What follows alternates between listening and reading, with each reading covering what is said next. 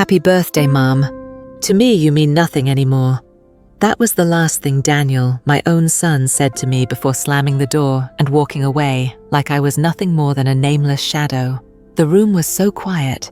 I could hear the faint crackle of the birthday candles still burning on the cake I had just taken out of the oven. I made it myself, just like every year.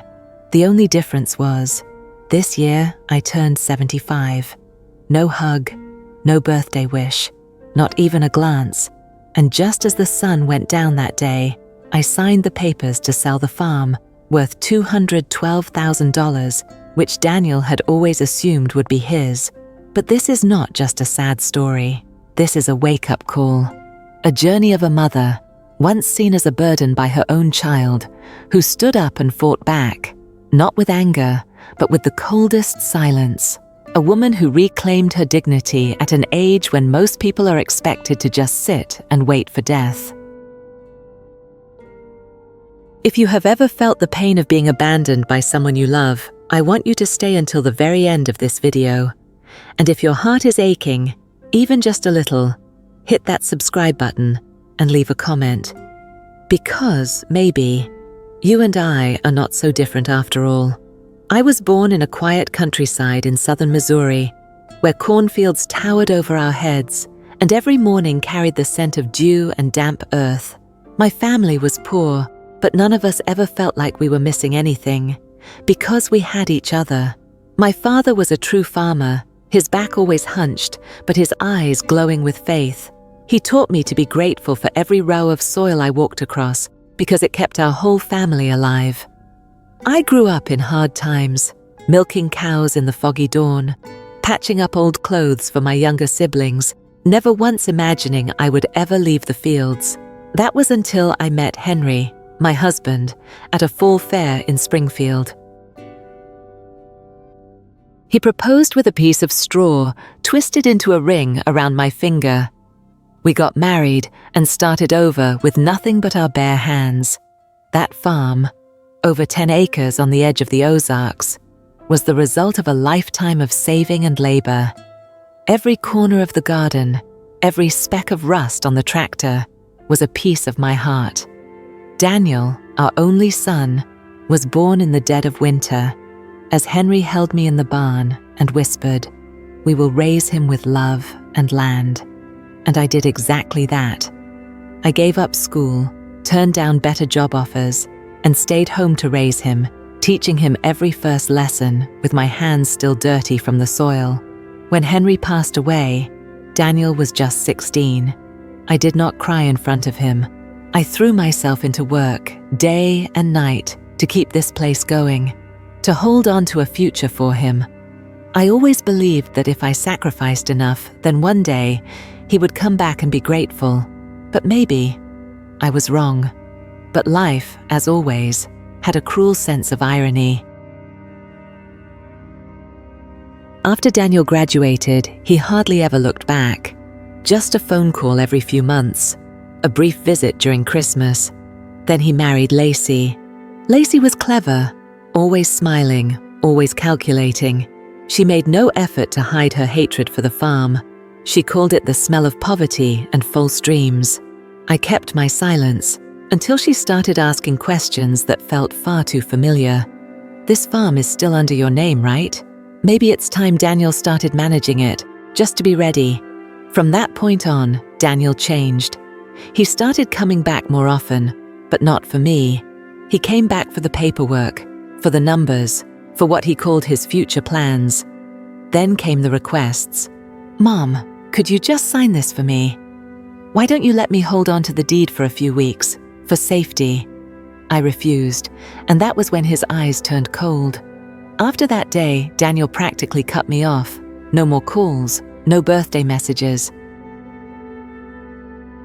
I knew he was upset, but deep down, I still wanted to believe my son would come to his senses. But a few months later, I received a call from the local bank. Someone was trying to use property under my name as collateral. The applicant? Daniel. I went straight to the bank, bringing the original documents with me. The staff showed me a scanned copy they had received via email. The signature was identical to mine. but it was not mine. I had no idea how Daniel did it, but I knew one thing: he was willing to forge anything to get the farm. I returned home and opened the drawer of an old wooden desk where I kept Henry's letters. Beneath them, I found an envelope Daniel had mailed last year. Inside was a photocopy of the land title, something I had once shown him. I never realized he kept it and used it as a template. I froze, part anger, part heartbreak. My son, the boy who once held my hand at his father's funeral, was now luring me into a legal trap he had built himself. I called Lacey. She answered with her usual syrupy voice, but when I brought up the documents, her tone snapped. "You are imagining things. Daniel is just trying to help. But if you do not trust your own son, well, let the law handle it." That night I could not sleep. I sat by the window, looking out at the farm under the moonlight, a place once filled with laughter, now just a stage for greed to perform. I knew if I did not act, I would lose everything. Not just the land, but something deeper, my belief that family was sacred, untouchable. And so, I began planning, not for revenge, but to reclaim respect, first from others, and eventually from myself. Before I made any major moves, I gave myself one day of complete stillness. I did not touch the housework. I did not answer the phone. I sat under the cherry tree Henry had planted the year Daniel was born. The tree was old now, its branches gnarled, its leaves withering. I wondered if Daniel remembered it at all. That afternoon, I revoked the financial power of attorney I had once naively signed over to Daniel for convenience with the bank. I contacted the local notary's office to update my will and created certified copies of all my land documents. I also called up an old neighbor, Mr. Thomas, a retired real estate broker. He came to my home with a satellite-printed map in hand and said, "You think this place is worthless, but they see potential." I nodded, because now I saw it too. Not potential for profit, but for freedom. Freedom from every chain I had allowed to hold me down. A few nights later, Daniel came back. Lacey did not come with him. He did not apologize. He did not ask how I was. He just said, "Mom, I need you to sign this. It is urgent." I looked at him. I looked deep into the same eyes that once asked me, "Mom, is Dad ever coming back?" after Henry passed away. But those eyes were different now. I replied calmly, "No." "And from now on, do not come here unless it is to give, not to take." He froze, did not get angry, just turned around and walked away, as if I had never been his mother. But this time, I did not feel pain, because I knew my silence spoke louder than 1,000 bitter words. And so I stayed seated in that silence, under the weight of everything I had just said, and everything he did not. The house grew quiet again, as if holding its breath. I stared out across the land, not with sadness, but with a strange sense of finality. The boy I once cradled in my arms was now the man I had to protect myself from. I did not know what would come next, but I knew it was not over. The morning of my 75th birthday began like any other ordinary day. The morning of my 75th birthday began just like any other quiet day. I got up at dawn, opened the front door to welcome the first rays of sunlight, and started baking the carrot cake Daniel used to love when he was a child. While stirring the batter, I could not help but remember birthdays from years past. When he was little, all it took was a simple cake and a birthday wish to brighten my entire day. I had hoped, even if only faintly, that today would be different, that my son would remember who his mother was. I put on an old floral dress and layered it with Henry's faded flannel shirt. It was my way of keeping him close on special days. I brewed tea, set the table, and placed the warm cake right in the center. At exactly noon, I heard a car pulling into the dirt path. Daniel and Lacey stepped inside. No hug, no flowers, No birthday wish. Daniel placed a stack of documents on the table like he was in a law office. Lacey poured herself a glass of water without offering me one. Then she spoke first. "Mom, we think it's best to get this paperwork done today. Transferring the deed early will make things easier when it comes to taxes. It will save you trouble later." I looked at the stack. It was a transfer contract for the entire farm put into Daniel's name. No pretense, no subtlety. I looked up, my eyes piercing through the painted mask on Lacey's face. "You two think I am so old, I do not know what I am signing." Before Lacey could say anything, Daniel, my son, narrowed his eyes and spoke with a voice as sharp as steel. "You do not understand, Mom. You are stuck in the past. People today do not hold on to land just to sit on it. You are just a senile old woman clinging to dirt because you have nothing else. You mean nothing to me anymore." I went still. My heart pounded, but my face did not flinch. I stood up and gently carried the cake out to the porch. My hands trembled, but I held firm. The candles were still lit. The scent of cinnamon and carrots still lingered, but there was nothing left to celebrate. Behind me, I heard Daniel breathe heavily. Papers slapped against the table. Angry footsteps stormed out. The door slammed. One final time. I sat in Henry's old chair and stared into the distance. For the first time, I saw it clearly. The little boy I once cradled had become the person I most needed to let go. But in that silence, under the heavy midday heat of Missouri, something rose within me. Not tears, but resolve. And the story does not end there. Less than an hour after Daniel left, Lacey came back, alone. She stepped inside like she owned the place, her high heels pounding against the old wooden floor. In her hand was a phone, already recording. "I am giving you one last chance," she said. "If you do not sign, I will make sure you regret it. I have recordings that could make you look confused, incapable, like someone who has lost legal capacity. Trust me, I know how to work with attorneys." I stood still, watching the woman who once called me Mom just to win favor, now standing before me like a predator. Every word she said felt like a blade, cold, sharp, and deliberate. "This crappy piece of land is worth nothing but cow manure and broken dreams. But Daniel deserves wealth. He should not have to wait for his old mother to die just to get it."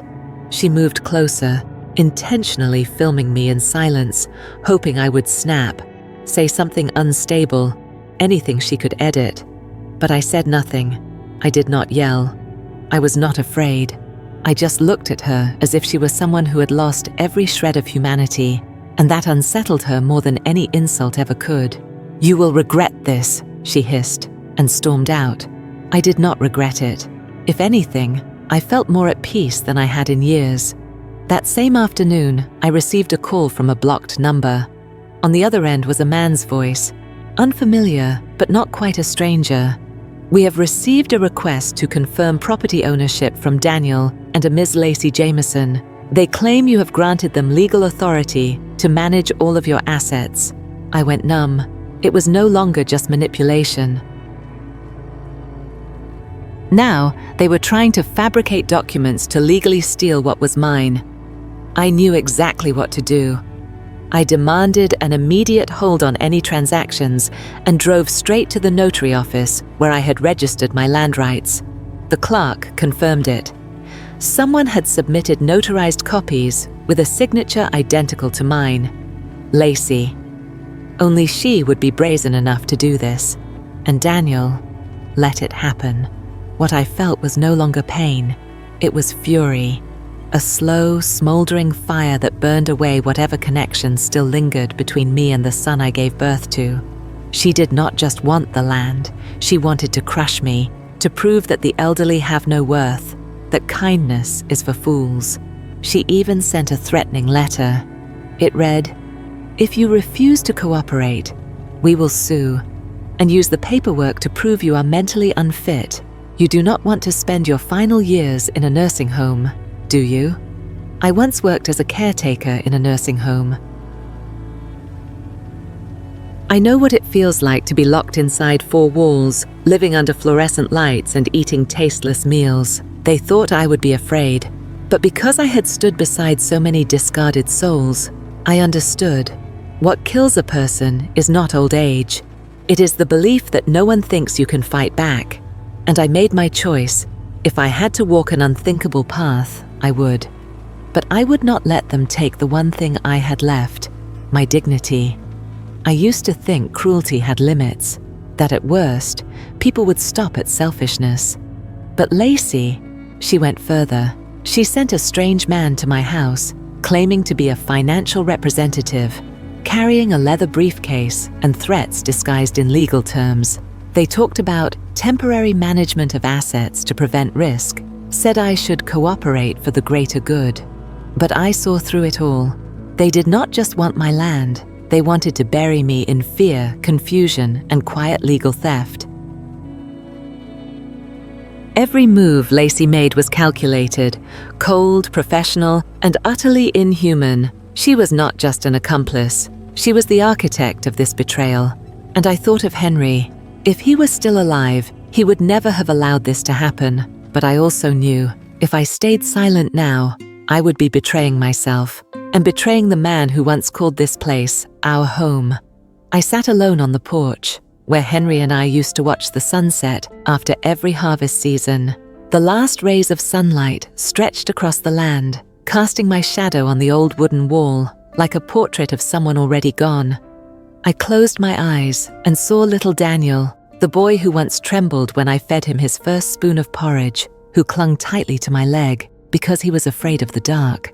I used to be his entire universe, the one person he trusted above all, and now I was just an obstacle on his path to wealth, a living inconvenience. For the longest time I believed it was all Lacey's fault.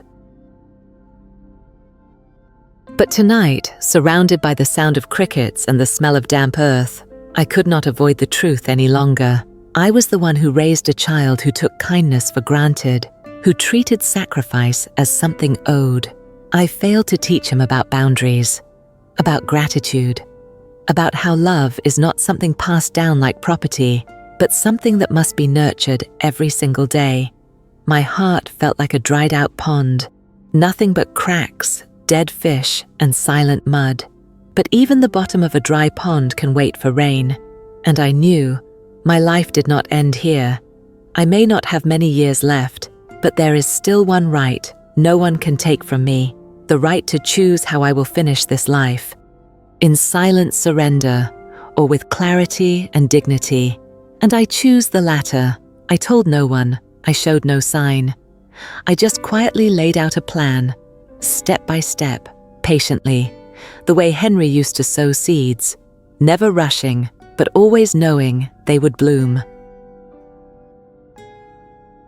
The first person I called was Carol, an old classmate who had worked in real estate law. After I finished explaining everything, she fell silent for a while, then said, "Mary, this is no longer about emotion. This is self-defense, and you have every right to protect yourself." The very next morning, I gathered all documents related to the farm, the original land title, copies of deeds, Henry's old will, and went with Carol to the notary office. There, I immediately revoked any power of attorney ever granted to Daniel, even the informal ones. I also signed a sworn statement rejecting any transactions based on past signatures in case of forgery. That afternoon, Carol introduced me to a reliable broker, Mr. Travis. He had once helped her sister sell a farm after a family dispute. I told him everything. Travis nodded and said, "You are not just selling land, you are reclaiming your life." We took photographs, did a thorough valuation, and quietly listed the farm among a trusted network, people looking to grow organically, not speculators. I chose a young couple, Will and Annie, both teachers who wanted to leave the city and live close to nature.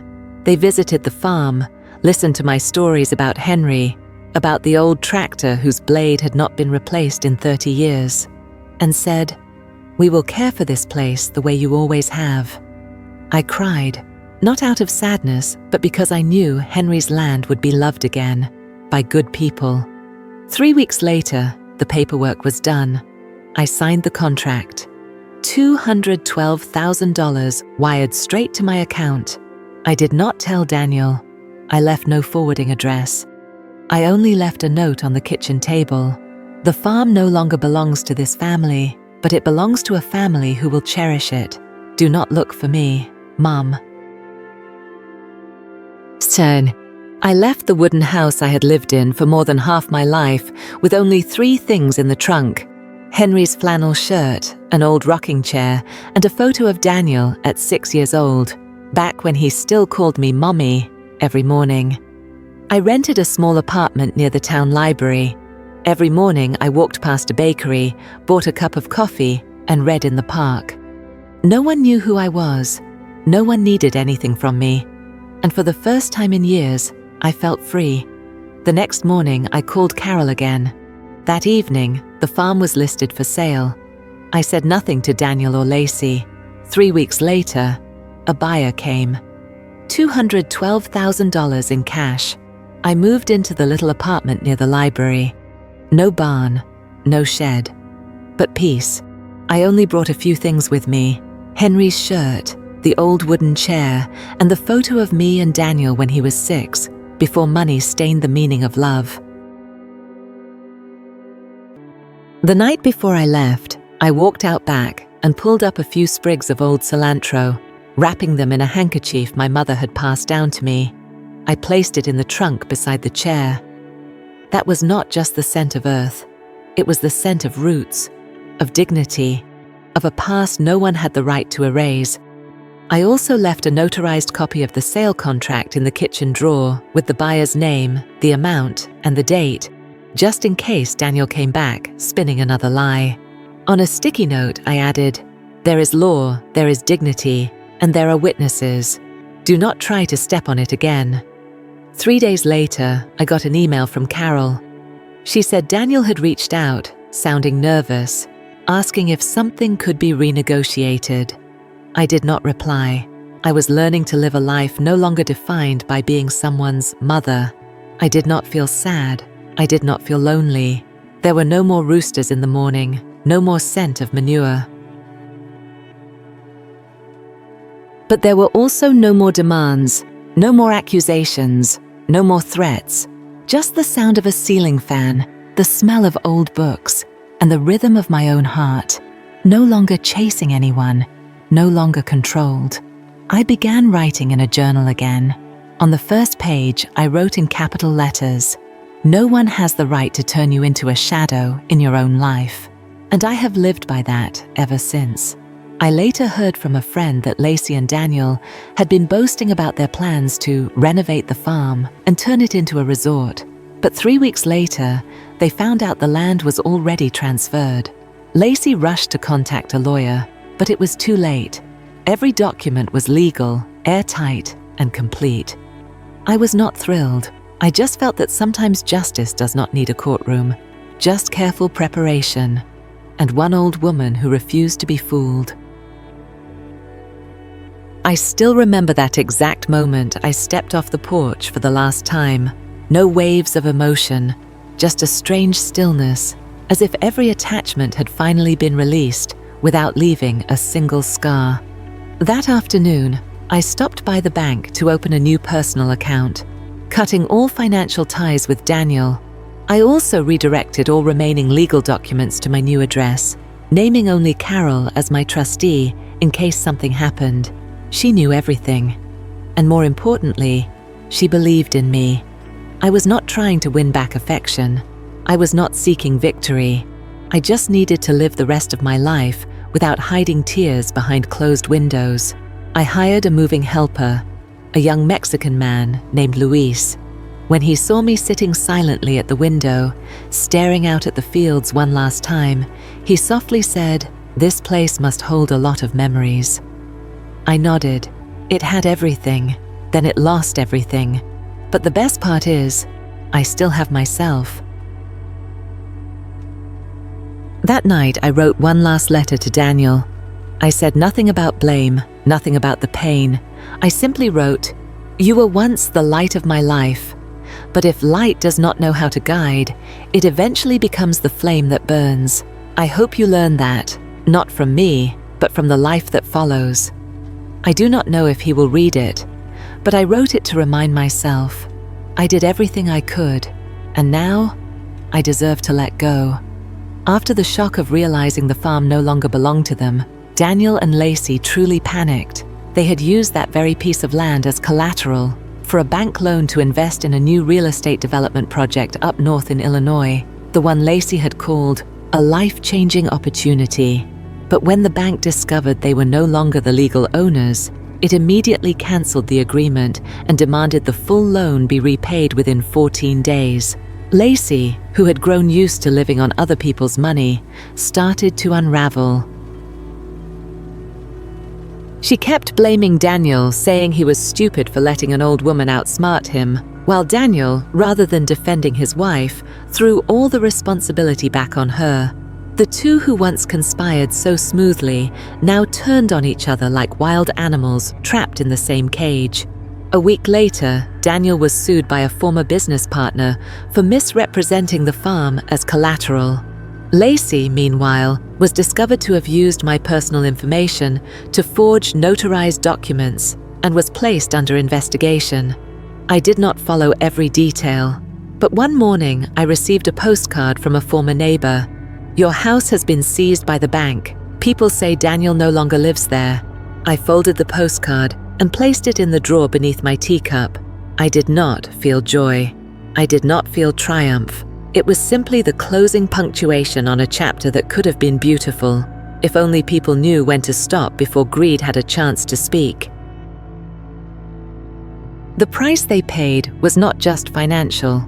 It was the very character they lost when they believed an old mother could never fight back. 2 months later, Daniel came to see me. "Mom, I need to talk," I said, he said. It turned out he and Lacey had taken out debts, assuming the inheritance of the farm was guaranteed. The new owners refused to sell it back. They were in deep trouble. "I was wrong," he whispered. I did not scold him. I did not gloat. I simply looked him in the eye and said, "So was I, when I believed a son could love his mother forever without first learning to be grateful." He left in tears. I did not watch him walk away.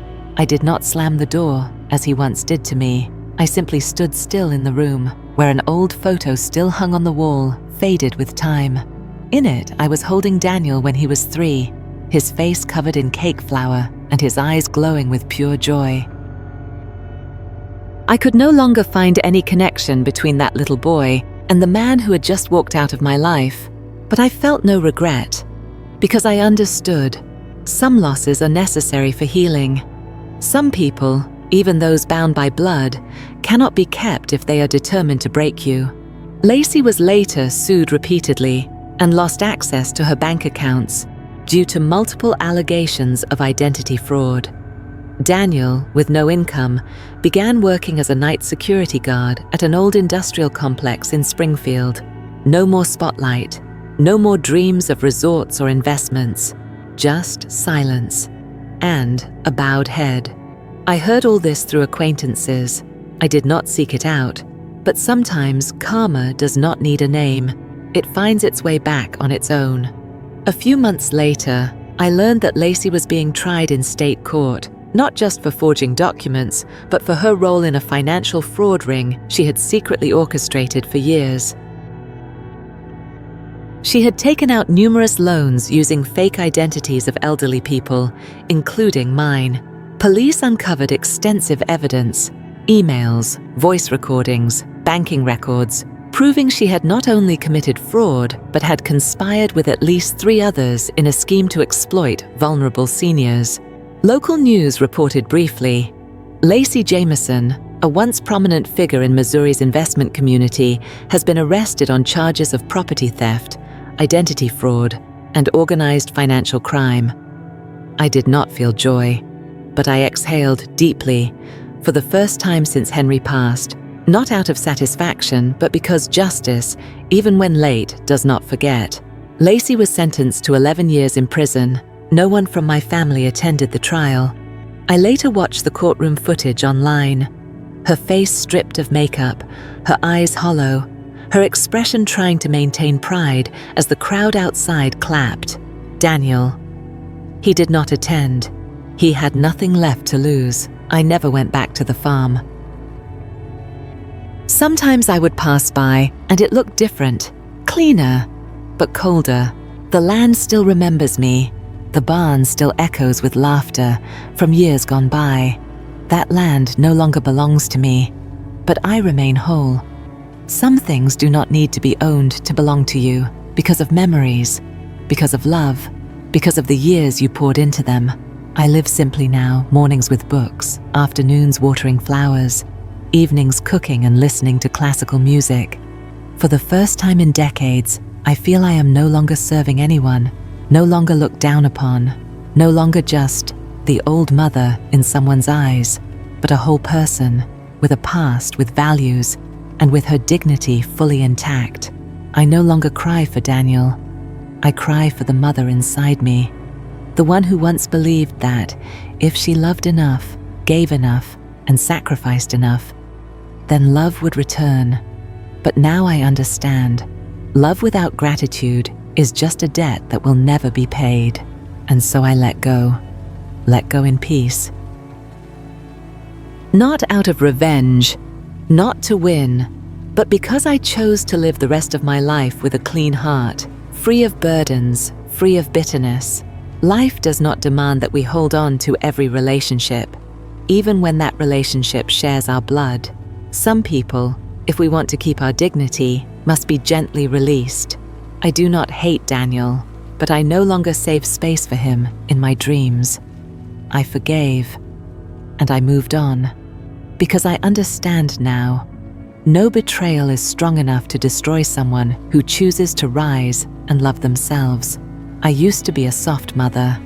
Now, I am a free woman, and I hope, if you are listening to this story, you will also find your way back to that freedom.